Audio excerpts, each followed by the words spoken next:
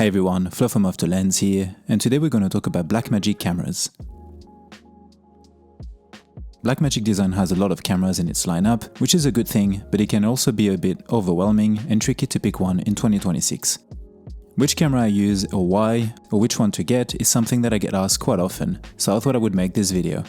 These are cameras that I've used in different scenarios over the years, so I have quite a bit of experience with them. This video is not what is the best camera, but rather their strengths or weaknesses based on a project in Filmmaker and which one I would recommend, and I hope that this will be helpful to you. As always, before I start, be sure to subscribe to see more videos like this one, and let's get into it.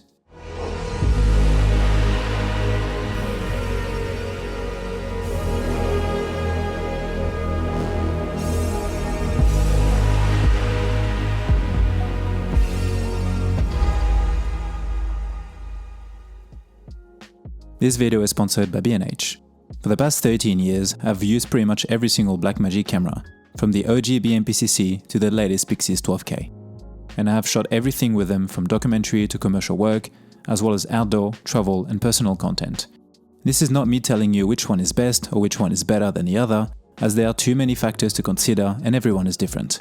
What I want to do in this video is go over each of the Blackmagic cameras I have used and still use today, and tell you which ones I think are better suited to certain filmmakers, depending on the project of course, but also the shooting style and the budget.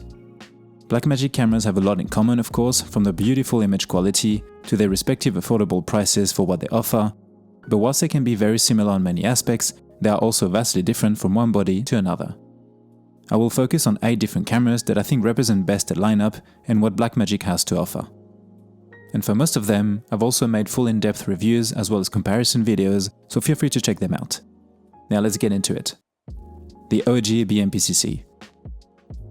This was my first ever video dedicated camera and essentially my first cinema camera, and it was probably the case for a lot of people too. I got mine back in 2013 and I still have it to this day.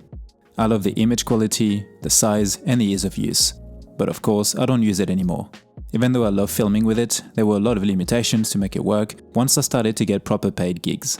I wouldn't recommend this to anyone in 2026 unless you want a 16mm sensor look and a very unique texture. The OG Pocket was actually my main travel and personal camera until 2018. And this really goes to show how good it was.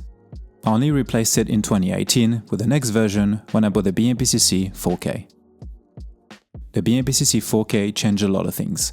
I think it was the one that really put Blackmagic on a lot of people's radar. It had everything that was amazing about the smaller OG BMPCC, but added a much better screen, 4K resolution, higher frame rates, but kept the same mount and a similar look.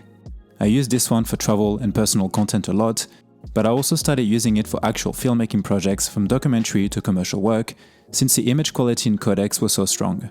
It was also very handy in bigger cities, on gimbals or for small spaces. Being a Micro Four Third camera, this also allowed me to use pretty much any lenses I wanted or lenses I already had. And even after 8 years, I would still recommend this one if you are starting out or if you want a small B cam. You should also definitely consider it if you own several Micro Four Third lenses.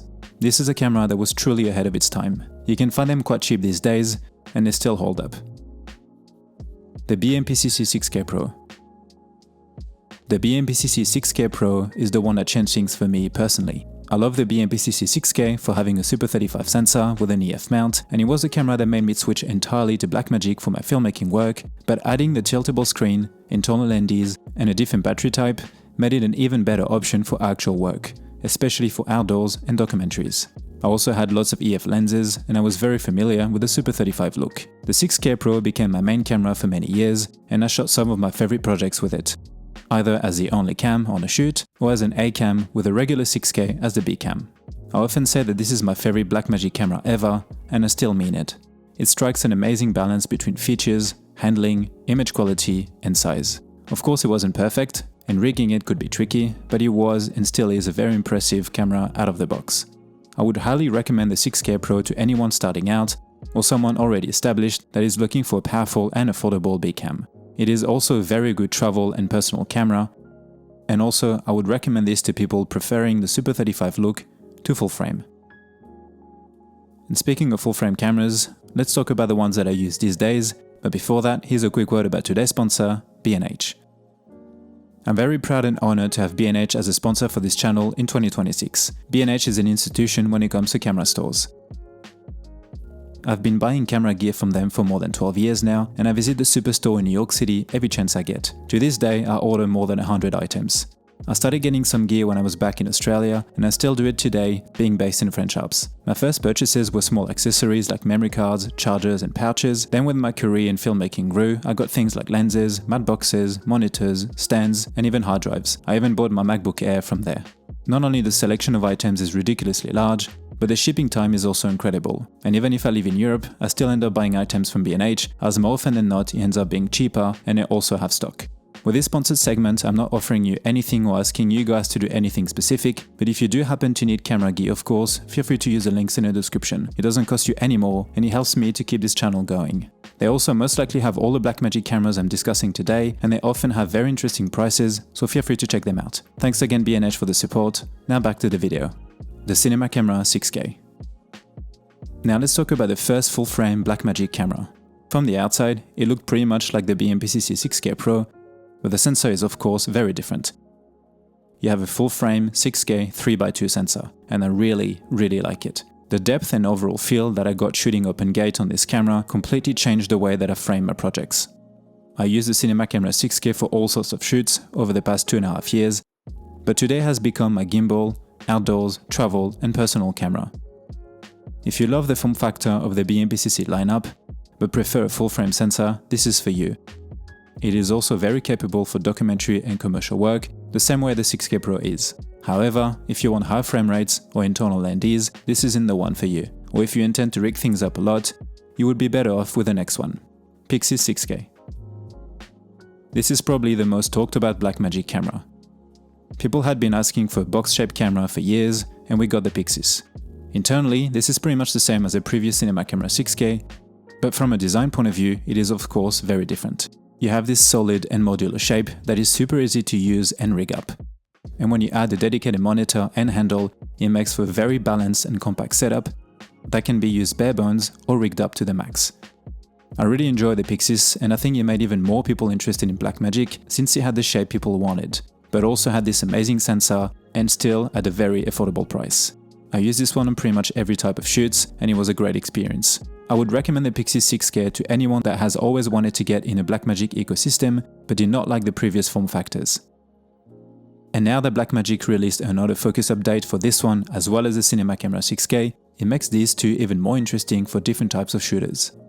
However, if you still want high frame rates or internal NDs, this isn't the one for you, as aside from the body shape, it features pretty much the same specs as the Cinema Camera 6K. Ursa Cine 12K LF. Now let's talk about the bigger cameras. Back in 2017, I actually bought the Ursa Mini Pro 4.6K and I loved it. I used it for commercial work as well as documentaries, and it was a beast of a camera at the time. Fast forward to 2025 and I got my hands on the Ursa Cine 12K LF. This camera is a workhorse and can handle pretty much anything. It has an insane sensor with crazy resolution, high dynamic range, but also internal NDs, different media options, as well as various recording formats, mounts and aspect ratios. With it, I have shot spec ads, documentaries and commercial work, as well as outdoor content, and I would recommend this camera to established solo shooters as well as production companies of all sizes. The only thing to keep in mind is the size and weight, especially when you start adding larger batteries and rigging accessories. This is a type of camera that allows you to shoot everything and very well. It also looks the part and offers so much for its actual price. I've said this many times on the channel before, but this is my favorite sensor from all the cameras I have today. Next, we have what is arguably the craziest Blackmagic camera yet, the Ursa Cine 17K large format. This is an insane piece of equipment. I had the opportunity to work on a launch for this camera, and it was an amazing experience. From the outside, it looks pretty much identical to the previous 12K LF, but the sensor of course is quite different and much larger. You get a 17K sensor that is 50.81mm by 2332 with a resolution of 17,520 by 8040 open gate. The depth and feel you get when filming or watching footage capture on this sensor is incredible. And from modern lenses to vintage ones, it creates such a unique and beautiful image. Keep in mind that you do lose internal NDs when compared to the 12K LF, and that this one is also more expensive and most likely harder to get your hands on. I would recommend this one to anyone wanting to shoot large format digital content, especially production houses. This is also a very good one to own to be able to rent it out. This camera opens up so many possibilities, especially the way things are going these days in terms of lenses and shooting formats. Thinking back on the first Blackmagic camera to this one shows how much things have changed and how spoiled we are as filmmakers these days. And finally, let's talk about the PYXIS 12K. In my opinion, this is the best that Blackmagic has to offer at the moment. It is not the most powerful or the biggest one or with the largest sensor, but for me it is the one that is the most versatile. This is essentially all the previous cameras mixed into one. You get the amazing sensor from the Ursa 12K LF, which means beautiful image with high dynamic range, resolution and frame rate options, and you also get the modularity, weight and form factor of the original PYXIS, but at a price that sits between the BMPCC and Ursa lineup. The one thing to note is the lack of internal NDs. I use the Mofash Poco V2 at the moment and it works very well. I would recommend this camera to every single filmmaker. With a camera like this, you can film pretty much anything and everything. I have shot commercials as well as documentaries, but also outdoor and personal content, and the PYXIS 12K was great to use every single time. This is a near perfect camera in my opinion, and the one that I use the most these days since I started using it 9 months ago. It truly is an incredible piece of equipment. As always, the most important factors to consider when choosing a camera, either to own or rent, is how well they suit the project, the type of shooter that you are, what environment you will be in, the size of the crew, and of course, the budget. We are absolutely spoiled these days when it comes to choosing a camera, and it is insane to think that within just one brand we already have so many options. Just remember that these are my own opinions based on using these cameras in a way that I like to shoot and operate. That's it for me for today guys, hope you've enjoyed this video and that it was helpful to you, and if you did, feel free to subscribe. And also let me know what Blackmagic camera you use these days, if any, and why. And as always, thanks for watching, and I'll see you in the next one. Bye! Also feel free to check out my 2 ebooks, Freelance Documentary Filmmaking and Travel Cinematography, where you can find a streamlined but comprehensive overview from pre-production all the way to marketing, built on years of my own experience shooting short documentaries and travel videos around the world. And if you are interested, I'm also doing filmmaking mentoring sessions when you can ask me anything about a wide variety of topics.